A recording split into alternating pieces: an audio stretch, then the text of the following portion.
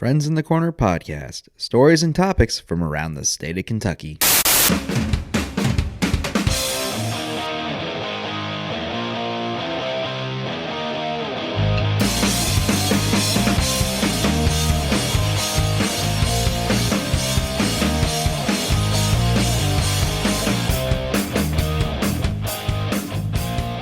Welcome to Friends in the Corner podcast, stories and topics from around the state of Kentucky. I'm your host, Dan Pauly, coming to you from beautiful Lexington, Kentucky. Happy to be with you guys for another fantastic episode of Friends in the Corner podcast. And it's an exciting week for us here in the state of Kentucky as we start to get back to what might be I don't want to call it the end of the road, but maybe hope on the horizon is the best way to put it. We're going to start seeing restaurants start to open back up, retailers start to open back up, distilleries starting to open back up, and we're going to try to see how we can get back to what we could refer to as back to normal in a way.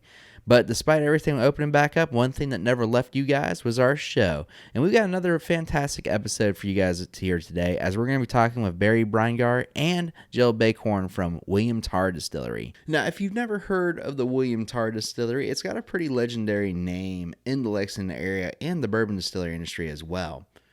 Barry and Jill have been working really hard to revitalize this old brand, and they're going to be opening their new distillery up in the Lexington Distillery District off Manchester Street as well.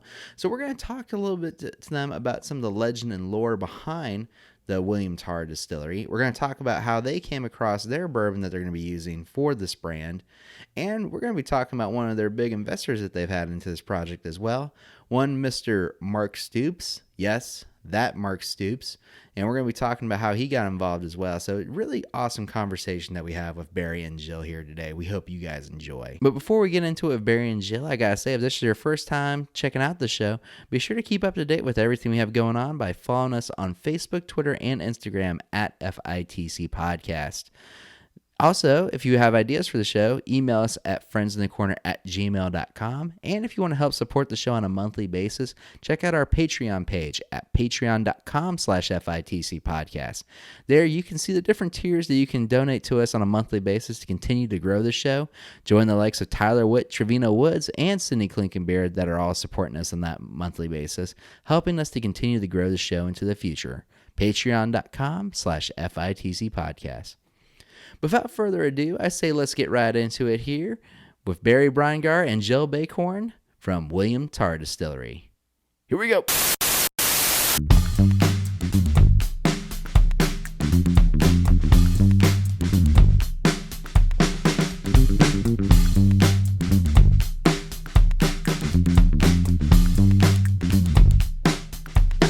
So while they say that with everything going on with the pandemic, things seem to be slowing down and put to a halt, that's not true for everybody here. We're going to be talking a little about today with the Tarr Distillery.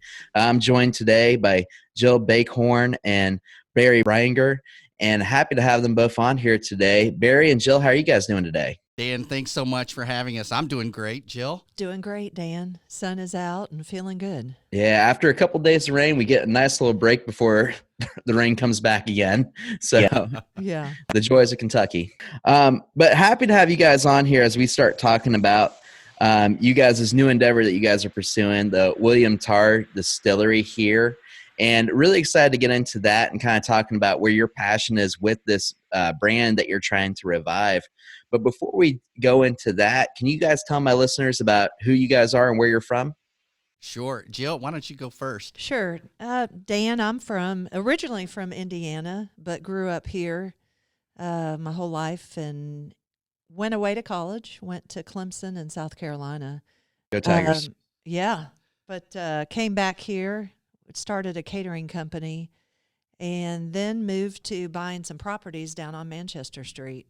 I saw that caterers really needed to latch on to property and venues. So that led me down there, and I ultimately crossed roads with Barry here. Yeah. And for me, I'm a native Lexingtonian and just love Lexington, love Kentucky. I'm a prior military guy. I was in the United States Navy. I was a hospital corpsman. And I recognized, the Navy took me out of Kentucky, but the bourbon brought me back, and I'm a big bourbon fan, and we Jill and I, we have different businesses. I've got a marketing company, and we met, and I had started doing some work for her, and we just hit it off, and so we started talking about different opportunities, and this William Tarr Distillery is really her brainchild. She had purchased the Grand Reserve, which is right next door to the Manchester Music Hall, which is the original Ashland Distillery administrative building. And so that building was built back in 1865, and she's always had a plan or an idea to resurrect that. And we just got together and said, we're going to push this forward. And so we're the co-founders of the William Tarr Distillery. So you guys have had two different backgrounds you kind of mentioned, or two different companies you're running that kind of brought you guys together to this one endeavor of the William Tarr Distillery. But even though you guys are just getting started here, the William Tarr Distillery seems like it does have a very unique history to its own. So can you guys kind of highlight what exactly is the background here of William Tarr Distillery? I'll do a little bit, but I'm going to let Barry jump in because it's a lot of history and details. But the significant part about it is here was a guy, and really, I always like to say the distillery was built in 1865. Can you imagine all the planning that went into it and the years of meetings and figuring out your equipment? So I think we're all knowing now in today's time how long things take. So I always admire that because really it was in obviously the late 1850s, they were trying to figure it out and et cetera, et cetera. So they do get this thing built. And lo and behold, it burns down. And that original distillery had been called the Ashland Distillery because at the time, Henry Clay was our most powerful political figure to come out of Lexington or Kentucky, and was one of the most powerful people in the nation at that time. So it was a big deal. So people loved him, and ultimately, I think it was a tip to him and his family because they were some of those original investors too. Some of the nephews, I think, Barry. Yep. Yeah, that's true. And when the distillery was built by the Ashland Distillery back in 1865, it changed hands to William Tarr in 1871. And William Tarr was actually the one who pushed the majority of the labels that came out, and he was super successful. William Tarr started out as a watermelon.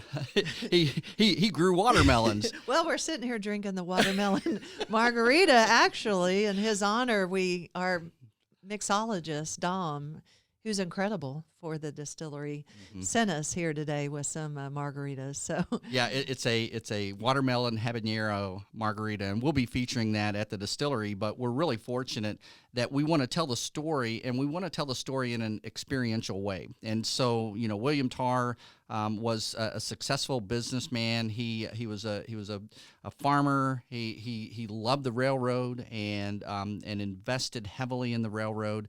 And he leveraged himself really heavy into that industry at the time, and his family and friends also paid into it, and there was a big collapse. And unfortunately, the debt came calling on him, and that was really what caused him to go into financial ruin as a result of it. But before that time, he was very successful. He brought out the Old Elk label and the Bell of Marion label. I think, there's several that we've got.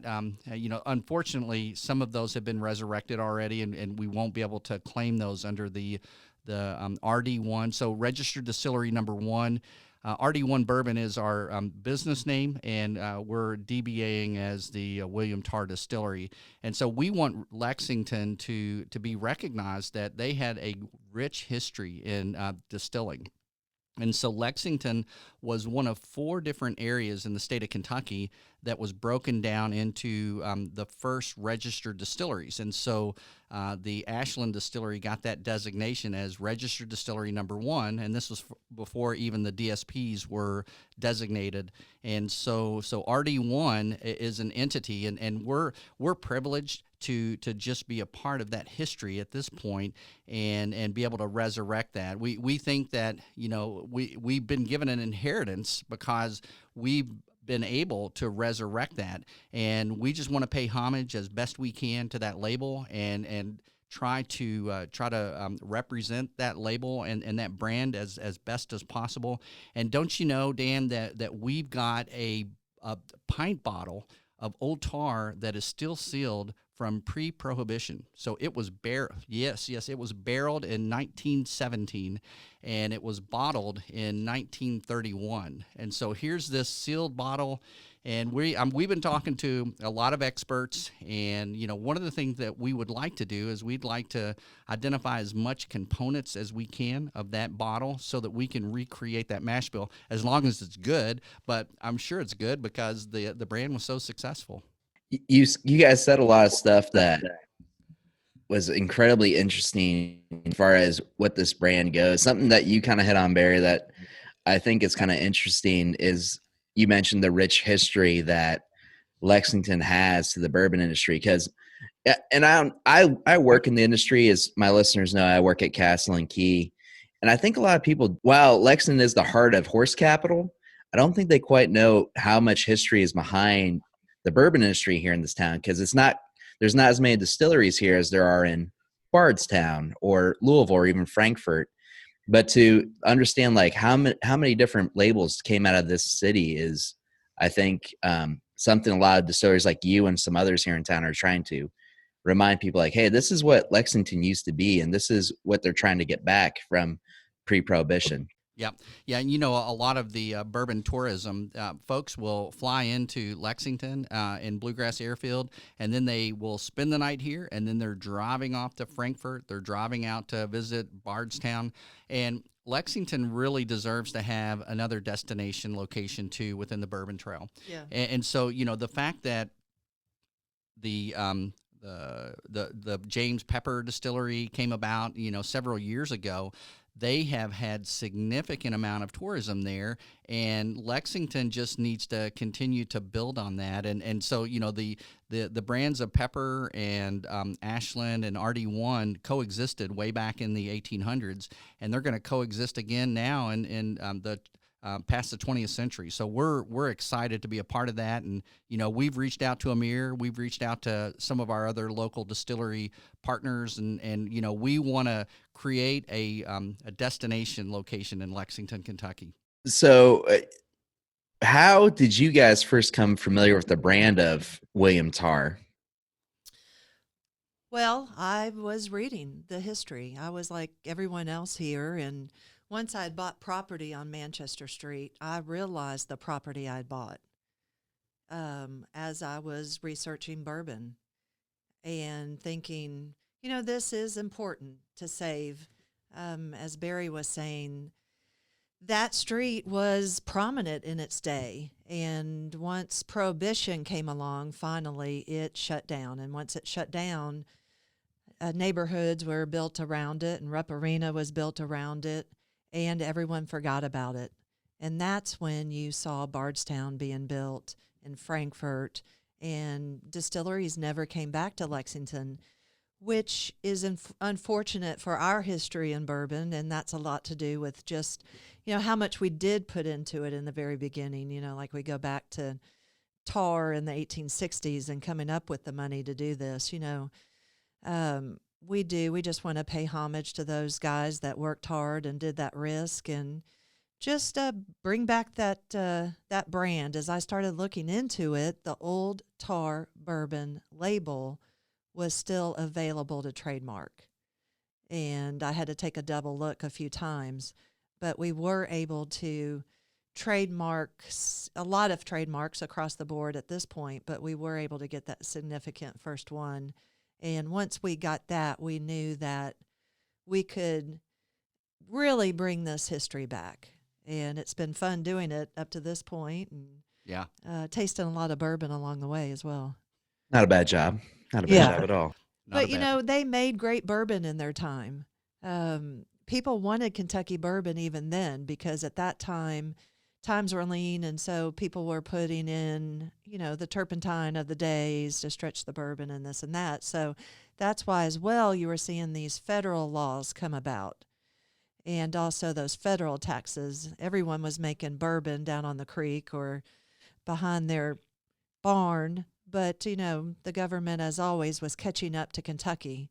So this was a group that built this distillery and became the first licensed one in our area. Yeah. So it was a big deal, and big deal to remember. Well, it's definitely got a lot of cool history behind it that I think is really cool to unpack. And hopefully when you guys kind of get up and running here, we'll get to hear a little bit more about the legend and lore behind the William Tarr Distillery as well. And you guys mentioned that you guys came across a bottle that was bottled pre-Prohibition from William Tarr Distillery and their old labels. So how did you guys come across those old bottles? Well, we talked to a lot of people, and even now, you know, we're reaching out to people to find out if there's additional artifacts and historical pieces that we can gather. And so, in my time talking with folks that are bourbon connoisseurs, it was the day before I had a conversation with this gentleman who works in buying and selling bourbon legally, and he called me the next day and he said, "Barry, you're not going to believe this, but there's a sealed bottle of Old Tarr here." And I immediately called Jill and I said, "Jill, we've got a sealed bottle here. What do you want to do?" And they were asking a lot of money, and we negotiated down a little bit and still spent a lot of money, but we think we're going to get a significant return on that investment. Well, we had an empty bottle, but this one had the juice in it. Yeah. So to us, that was priceless. Definitely. So, and also it seems, and I'd been looking for these bottles for about 10 years now. So I'd been looking on eBay and all the places, and I did find one empty bottle. And I, believe it or not, it was local, and I raced down to get it. Paid $300 for it at the time, and I thought it was priceless at the time, too. Yeah. It's a beautiful bottle, Because too. I hadn't seen anything with William or Old Tarr on it. Yeah.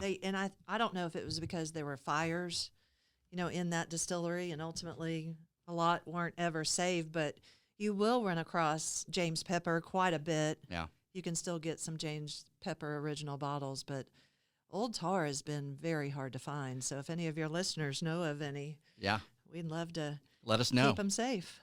Yeah, I know for me working at Castle and Key, our grounds are the former Old Taylor Distillery. And since I've started working there, every once in a while I do get to see a bottle of Old Taylor once in a full moon. And that's even hard to find. So I can't imagine with a brand like Old Tarr how hard it is to find their stuff. Yeah, it's neat to see it. Yeah, it when really you finally is. do. Sure. Yeah. And I love how you mentioned, Jill, at the very start, they labeled their warehouses and their facility as fireproof. And then way to set yourself up there. That's right. It was kind of the Titanic, wasn't it? Well, Barry and Jill, it's really cool to see the ambition that you guys have with when to get these old bottles, get that Old Tarr name back into the market, kind of get some of your inspiration from the original distillery as well. But something I want to ask you guys is, why the bourbon industry? Why do you want to get involved in this industry so bad? But first, I want to take a minute to talk to my listeners. If you're enjoying the show so far and you want to help support us on a monthly basis, check out our Patreon page at patreon.com/FITC podcast. Friends in the Corner podcast is supported by listeners like you. So if you want to join the likes of Tyler Witt, Trevino Woods, and Sydney Klinkenbeard, who are donating to us on a monthly basis, check out our Patreon page to find out the different tiers you can support us with. By supporting us on these tiers, you can get your name shouted out on every episode of Friends in the Corner podcast. You may be invited on to future episodes of the show, and you'll get your own exclusive monthly content as well. So definitely some good tiers, definitely some good options out there. Check us out at patreon.com/FITC podcast.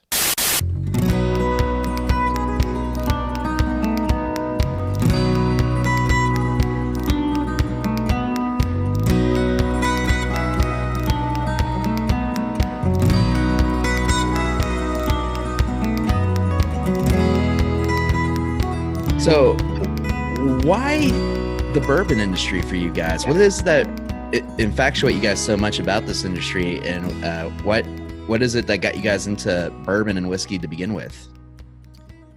Mine was the history, really. It really is. Preserving that history and being able to pick up that baton, I always say to Barry, and dust it off and say, hey, these guys really did something, and it was so important for history for Kentucky. Even moving forward, to claim that history for tourism and talk about it and inspire people.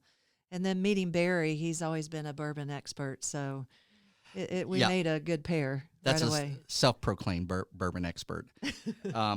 Well, and for me, I'm a business guy, and I love bourbon. And so when I started talking about this, we pulled in a couple of really smart individuals in Rick Baker and Jim Green. Rick Baker has started 29 different companies, so he understands how the investor thinks. And then Jim Green is he's our CFO, and he used to be the CFO of Dean Dorton and Ford, an accounting agency here. He's the current CFO for Wrigley Media. And so we knew that we had to have some really smart people behind us. And so, due to the efforts of all of us, but in particular, Rick Baker, we put together an investment deck, and we pitched that deck to two people. And the first two people we pitched it to, they agreed that it was something they wanted to invest in. And I can tell you the primary investor is Coach Mark Stoops. And Wow. and Coach is, he is a committed football coach who loves the University of Kentucky, but he, since he's come to Kentucky, he's become a super bourbon fan. And so he's invested in several things, but he said, I'm all in. I want to invest with you guys. And so we were also fortunate that the former owners of the Computer Lodging Solution, CLS, over in Beaumont, they sold that business about a year and a half ago, and they listened to our pitch. And one of the co-founders said, we've invested in 28 different companies, and you're going to be our 29th. We have never heard a pitch like you guys gave us. And within 30 minutes, they called and said, we're going to send you a letter of intent. And within 2 hours, they sent a letter of intent to invest in us. And so it's been an easy walk because we have surrounded ourselves with really good people. And so I'm a passionate guy when it comes to working within whatever I get a hold of, but I also know where my strengths and my weaknesses are. And so both Jill and I, we surround ourselves with really good people that give us great counsel. And our legal attorney is Steve Amato. So if you know Steve Amato, he is the attorney for the Kentucky Distillers Association, and he's our attorney too. So he got us our TTB permit within when he submitted it. It was less than 10 days that we got that permit back, and it's only because his knowledge within the industry. And so he has set us up with a couple of consultants that have allowed us to have a terrific business plan that also we have sourced 3 different releases. So right now we're going to release 2 different releases. Hopefully, I'm going to knock on wood, August 15th. I know every time that I put a date down there, we get delayed, but we're going to say, in August, we're going to have 2 releases. And we're going to have a limited release that's going to be a mature 12-year bourbon, and it's delicious. It's I did a podcast last night, and I brought a small sample, and it was a pint, and we finished that pint during that podcast. But everybody that tastes this, and even Coach, you're going to see a video come out here pretty soon, and one of the things Coach talks about is that he loves bourbon, and he loves the story, he loves the history, and that's why he invested in us. But it wasn't until he tasted that 12-year-old that he said, this is incredible. Yeah. And so everybody that tasted it, it is incredible. We knew that we had to come out of the gates really strong. And the other thing that we are doing in coming out of the gates is that we've got enough supply that those shelves are not going to run empty. And we've already got a relationship with Republic. And so it's hard when you're a craft distiller to get into a relationship with a distributor due to the relationship of Mark Stoops. We've got that relationship already solidified. What of a hell of a name to get connected to your product right away. Mark Stoops, man. I agree. Yeah. And it sounds like when you guys started first hearing the story, you're just like, yes, let's hit the ground running with this. And it sounds like you guys surround yourself with the right counsel to really get this going in the right direction, which I think is just amazing for you guys. Yeah, thanks. You know, one of the other things that Jill and I talk about is we want to reimagine the Roaring '20s. We certainly didn't want to reimagine it with another pandemic, but be that as it may, we're not going to shy away from stories. You know, when you look at distilling back in the 1800s and early 1900s, there was a lot of turmoil. There was a lot of strife, especially in Lexington. Yeah. We're going to tell those stories, and we're going to reimagine that history, but we're not going to shy away from it because we know and believe that the success of our brand is going to be within the history itself. And we think that 80 to 90% of our success is going to be based on that history. The bourbon's good. You know, we're sourcing Kentucky bourbon right now, and we know how good Kentucky bourbon is. You look right now, when you look at bourbon outside of the state, they're not doing as well as Kentucky bourbon. People love Kentucky bourbon. It's recognized across the globe, and we want to stay true to our Kentucky roots. Now, does that mean we won't source some from outside the state? Don't know. If it tastes good, we will, but we're going to stay true, at least initially here, to having Kentucky bourbon and whiskey. They say there's 3 B's in Kentucky: bourbon, basketball, and bluegrass. Yes. So you mentioned that you're sourcing Kentucky bourbon to release your product, which is not something that's super uncommon for new distillers that are getting started up here. So it used to be a much more taboo topic in the industry, which I'm happy to kind of see it's changed that around. But I'd like to know even a little bit more about that. Are you guys planning on just sourcing your bourbon, or is there any plans for you guys to eventually produce your own product, whether that build your own distillery or work with another one?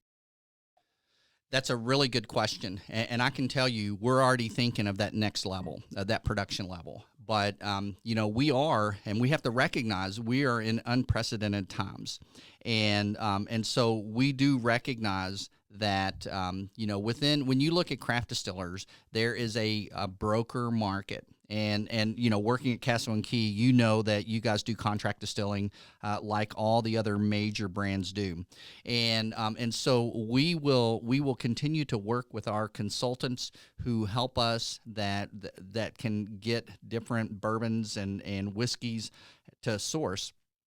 But there's a different cost of that model compared to producing your own. You know, it's going to be a lot cheaper to produce your own, but you've got a whole lot of other cost and considerations when you do a production still. So this is what I would say is that we are very confident in our current plan of putting together a product that is going to be well received. And then we're continuing to work on that next step, and that next step could be that we partner with a global partner that helps us and provides us with the distillate, or we build a production still. So lots of things to consider, but we're looking at all angles, and we're also looking at the market. You know, the market is going to tell us which way we need to go, and so at this point we're doing our due diligence, but we've got several people that are interested in our brand that still is to be determined. Well, excited to see how things go here with you guys as we start to get really closer to hopefully what you guys might be your release of your 2 brands this upcoming fall. I'm right there with you with Castle and Key. We're trying to release our rye whiskey this fall, but with everything going on with the world, who knows what's going to happen? It's a day by day process after all. Yeah, I can tell you. And are you a member of the Lexington Bourbon Society? I am not. You definitely need to come and check us out. But the Lexington Bourbon Society has purchased, I think, 2 rye barrels from Castle and Key, and I think we have a bourbon barrel there also. But we tasted that rye about a year ago, and it is fabulous. Your rye mash bill is out of this world. It's really good. It matures quickly, and we would have bottled that last year if we could, but we weren't the one in charge of it. But love what you guys are doing, and if we could put a plug in for William Tarr Distillery, we'd love to work with Castle and Key. We've talked and called to your owners, and unfortunately, the timing just wasn't right. And so we're hopeful that we're going to continue to be able to reach out to major distilleries like Castle and Key. And one of the things that I'll tell you, part of our plan, and I'm an open book, but one of the things that we're doing is we have a barrel investment program. And this barrel investment program allows for anybody here locally to invest in a distillery, a craft distillery. And what this is going to do, it's going to give us the financial power to source any kind of bourbon that comes on the market. So we believe that there's going to be an opportunity for us to get into a strong relationship with a distillery because we've got this exceptional amount of money that we're going to be able to source and then bring to market these products. So we're talking with we want to talk with Castle and Key, we want to talk with Wilderness Trail and all the other major distilleries because we do recognize that we're kind of in this weird situation where there's probably a lot of products sitting on the shelf or in the rick house that hasn't been either claimed or that maybe some people have gotten out of the market. So we think that there might be an opportunity there, especially if we come with a big barrel full of money to be able to establish a relationship with one of the major distilleries. Well, I'd love to see how I can help with Cass and Key. I don't have too much pull there, but Will and Wes, if you're listening, help my friends out here. Yes, please. So the William Tarr Distillery, you guys are very invested here in making sure that a new experience is being created for not just the bourbon industry, but for the Lexington community as well, to highlight the history of the bourbon industry around here. So I guess my question here is, since Barry, especially sounds like for you, you are a huge bourbon enthusiast. So I'm sure you've toured your fair share of distilleries over the time. So for both of you guys, what are some of the distilleries that have inspired you guys as you guys have toured around here, or if not distilleries, spirits that you guys have had? Yeah, I love Rabbit Hole. That's become, and I loved Angel's Envy. I like a smoother, but a bourbon, one that doesn't have a lot of bite. So I enjoyed Angel's Envy, but I'm telling you, Rabbit Hole, and we went and toured there and loved their distillery. The architect that we're working with now, Luckett and Farley out of Louisville, were the architects for Rabbit Hole. Wow. So, and they're making fantastic bourbon. Yeah, I look at it from a, I've done the tours and love the tours because, when I have friends and family that come in and visit, that's one of the things they want to do is they want to go tour the major distilleries. And so, Freddie Johnson and Buffalo Trace is just such a treasure. I love to have my friends go and do a tour with him because he exudes passion, and he exudes a knowledge base that very few people have. But for me, when I look at what I'm most fond of is I'm most fond of those craft distilleries or those new distilleries that came to market, and they had such a significant splash. And I'll highlight a couple of them. Jill highlighted Rabbit Hole. Rabbit Hole, they came to market. Cave did such a great job. What a passionate guy he is. And so they came to market. They had a little bit of debt, maybe a lot of debt. But they sold that Rabbit Hole for $90 million, and the founders kept 20% of the company. that's something we would be interested in doing. Sign us up for that one. Sign us up for sure. Look at Kentucky Owl. Kentucky Owl came to market with 17 barrels. They had, I think, a release, and then they were sold for $12 million. Look at Angel's Envy. Angel's Envy came to market in, I think it was 2013. They had not rolled out their first barrel in 2015, and they were sold for $123 million.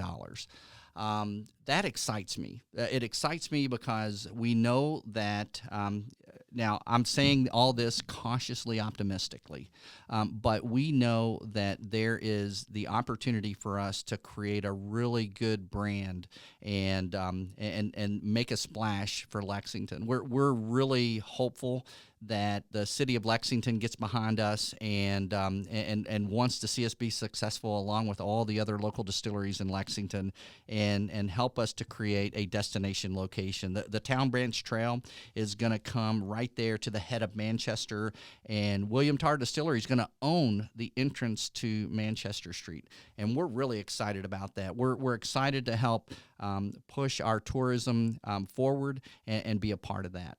We're excited to see where you guys will be going from here. We just kind of skated around it here as we've been talking, but with everything going on in the world right now, with the pandemic, with COVID, what kind of challenges have you guys kind of seen you've had with trying to launch this new distillery and launch this new brand you guys have? Well, there's been good things and bad things with that. You know, when we first started, and this was back in, we just formed our LLC in January, and we, we got, I know exactly. Well, when we started really getting into the nuts and bolts, we met with city planning. We met with our consultants, and we started touring. I toured Kelvin Cooperage up in Louisville. We toured Rabbit Hole, and the day that we toured Rabbit Hole, that was when the governor shut down everything, and every business that was non-essential was being shut down. And so the challenges of starting a new business within a global pandemic is that we don't have the opportunity to reach those people in authority that can help us push forward with, things like permits and things like zoning changes and so we've found that we've done a lot of Zoom meetings, a lot of conference calls, but we're still pushing this forward. And throughout all of this, I mean, we've been able to move our distillate in bond. So we've transferred it in bond, and so we are an essential business. Alcohol is an essential business, so we have been able to continue to push forward in doing the things that we need to do. So it's been interesting, but it's not been prohibitive to us.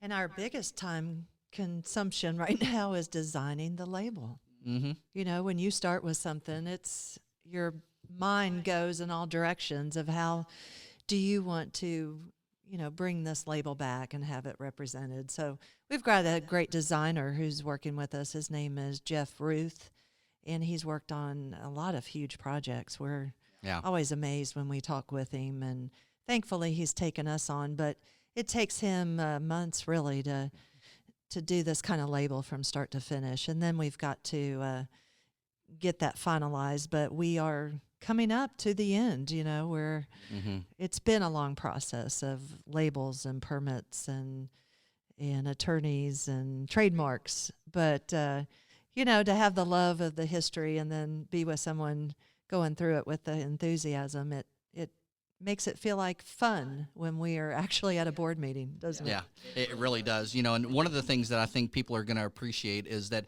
we're trying to stay true to that to that label, to that vintage label. And what makes Registered Distillery number 1 important is that there were several different companies that own that, and we want to pay homage to those. And I can tell you, since we started our social media presence with William Tarr Distillery, the Stoll family's reached out to me. The Tarr family has reached out to me, and I proposed that we did a reunion of families that were involved in that first registered distillery. So I'm excited because we've got a descendant from William Tarr who has said, I'm buying 2 cases and I'm going to come down and tour you guys when I'm able to come down. And so we've seen such wonderful support from folks. And that's been really the fun part of it is that we're going to reimagine these different labels. And I think that people are going to see that in the label. And so I'm kind of excited about that. Yeah. It's going to be fun to see how you guys kind of relaunch this brand back into the market here. And I'm excited to see William Tarr spirits up on the shelves at our local liquor barns and Total Wines, hopefully here soon. But as we hopefully get to see things starting to open back up, I wanted to ask you, what is you guys' plans for when we can kind of get back to quote unquote normal here? Are you guys planning on doing tours? Are you guys planning on doing tastings? What can we expect when we come do the William Tarr experience, so to say? Yeah, we're fortunate that Jill owns the Grand Reserve. She owns the Speakeasy, and those are large event spaces. So we do know that when event spaces open back up by the governor, we're going to be able to social distance effectively in those locations. So rather than have 500 people, we'll probably have 100 people, and we'll be able to do guided tastings there. I'm reaching out to the Lexington Bourbon Society, the Kentucky Black Bourbon Guild, and Seth Brewer at Wine and Market. He has a bourbon club, which I'm a member of. I'm a member of several clubs. You've got a lot of cards there in your wallet. Yeah, I do have a lot of cards. But what we're doing is we're getting samples of our limited release and our blend, which is both that are going to be released this year, and we're going to do guided Zoom tastings. And so I think that what I would like to do is, for anybody listening to this, they can go to our website or they can go to our social media channel. We're going to start having events where people can sign up for those. You got to be 21 or older, and then we want to get that sample in as many people's hands as possible so that they can taste what's to come. And then I don't know, you're probably aware of this, but not many listeners may be aware of this. Kentucky passed Senate Bill 281 in subcommittee in March, and what that passed was that Kentucky has the right to ship in-state wine and alcohol. And so what we're going to do is when we have all of our I's dotted and T's crossed and we're legal, we're going to start pre-selling the limited release and the reserve. So we're hoping that we're going to get the sample in as many people's hands as possible so that they can appreciate what's coming, and then they'll be able to pre-order. And so that will be on our website that we'll be able to pre-order. And then once it's released, people can do curbside pickup if we're still social distancing, which we probably will be, or we'll ship it. We'll ship it in state, and we'll ship it to all those states that have shipping laws, which isn't that many, but there is some that are allowing spirits to be shipped. So we're going to think creatively with the launch itself. We believe because of Coach's relationships and his panache that we're probably going to sell out of that limited release. And I'll tell you, right now, we probably have 1,500 bottles of this limited release 12-year. And we've begged and we pleaded and we've cajoled Coach. Every one of those bottles are going to be signed by him. And so we think it's going to be a unique keepsake that people are going to want. But, Jill and I are also putting together a super exclusive bourbon club. It's called Bourbon Underground. And if you want to be a part of this club, you're going to have exclusive access to the back end part of William Tarr Distillery. We're going to have event spaces there that we're going to be doing these high-end, super exclusive club experiences. And you never know, Coach might show up at one of those experiences. So we're really excited. We're looking to create a business model that's effective, and people can come and learn the history. We want this to be experiential. So Rick Baker, who I talked about earlier, he's a savant. He is a smart guy. And not only can he write a good business plan, but he understands technology. And so when we look into that next phase, we're going to have a digital experiential tour, and so more to come on that. But that's probably going to be in phase 2 or phase 3. But we're really excited to provide that because when you go to a distillery tour, you kind of understand. It's about the same thing. How do you make bourbon? What's White Dog, and what are the components, and people get that, and they need to. We need to be telling that story, but also.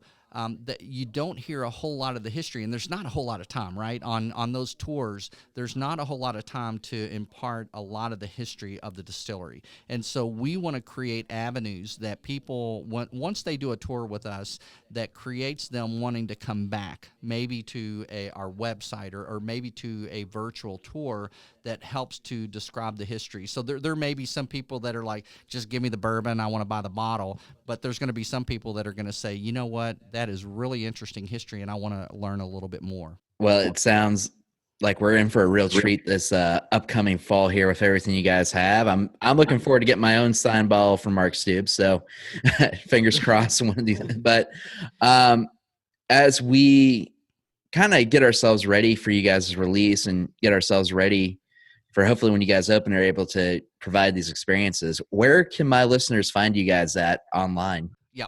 So right now we're our business name is RD1 Bourbon. We are going to pivot that URL to William Tarr Distillery, but either URL will get you to our website.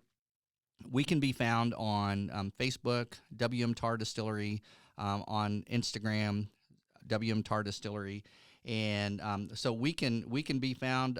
We're not on the Google yet because we're not a business that has a location. So as soon as we have that, you'll be able to find us on all the directories, Google, Yelp, and so we'll be really on the search engine. I'm a digital marketer by trade, so I'm going to make sure that we're buttoned up on the digital side, but you're going to be able to find us on any channel that's out there that's relevant for people looking for a bourbon distillery.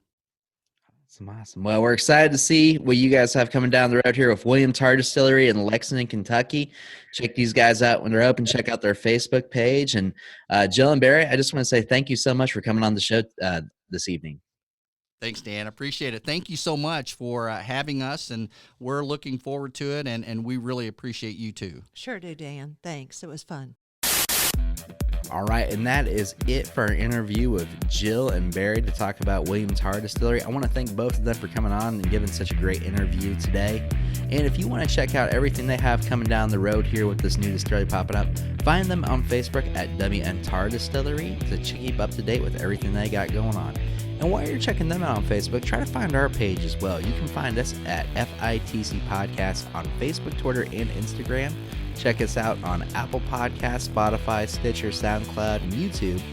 And be sure to check out our Patreon page as well to find out how you can best support us. You can find us at patreon.com/FITC Podcast. Well, guys, I want to say thank you so much for checking out the podcast here today, and hope to see you guys next month, because next month we're going to be releasing our 50th episode of the show, and we got something special in store for that, so stay tuned for next month to see what we got coming on. Until then, stay happy, stay healthy, stay blessed, and we'll see you on the next episode of Friends in the Corner Podcast. That's a wrap.